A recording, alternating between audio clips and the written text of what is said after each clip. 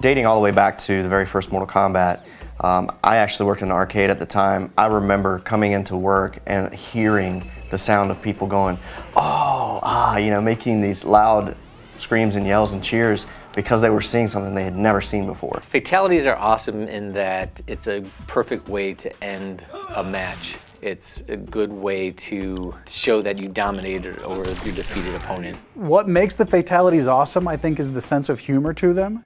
And I know it took me a while to get my arms around the mentality of them myself. And it's, they're very graphic and very disturbing and disgusting, but there's an underlying humor to them that certainly is what defines my favorite ones. I think a lot of the casual players, specifically pick up Mortal Kombat, are always looking up, what are the fatalities, how gruesome they are, even finding out, like unlocking them through the game and stuff like that. Initially, we try and come up with a brainstorming session, kind of get some ideas, or think about stuff, and then we kind of all get together, kind of bounce ideas off each other a little bit, and kind of formulate one really great idea out of all of us. And from there, we do a couple practices, try to figure out the timing, things like that. We go in the studio, we shoot the actual motion. From there, we take the data, process it, get it into the computer, exaggerate it well beyond whatever we shot so that we get this really great performance with all the gruesome, brutal things that people come to expect from Mortal Kombat.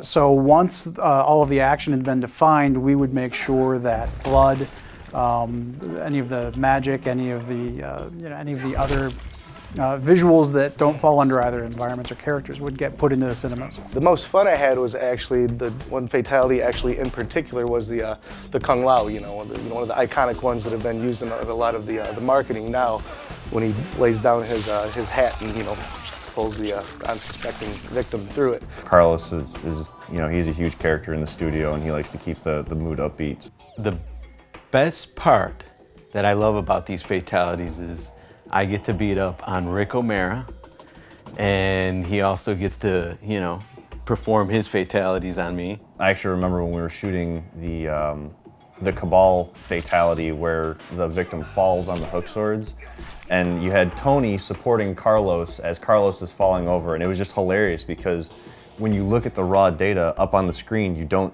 see Tony there, so he fell and it looked so perfect. It was hilarious.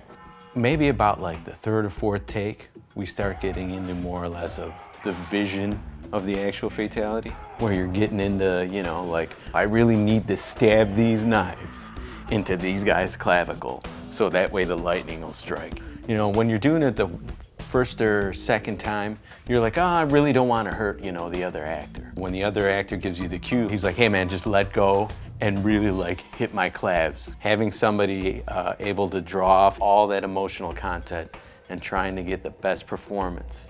My role on fatalities was to make sure that once everything else was in place, that we had visual effects for the fatalities. So once all of the action had been defined, we would make sure that blood, any of the magic, any of the visuals that don't fall under either environments or characters would get put into the cinemas. Probably my favorite and most successful effects are the ones where we involve the most sleight of hand. The classic reptile fatality, getting his tongue to work, was one of those real coups. We use basically a beam, just an ability in the engine to draw a mesh from one point to another, basically attaching one end to Reptile's head and one end to the victim's head, and then introducing material-driven noise to that to make it seem as though there's an elastic tongue where really it's just a code-driven mesh that's going from one point to another. Some of the key points that we really try to focus on is to make sure that every fatality fits into the same look and feel as the others. We don't want one or another to kind of feel different. One of the fatalities that gave us a lot of trouble early on was the sector fatality, where all the missiles fly out, and we had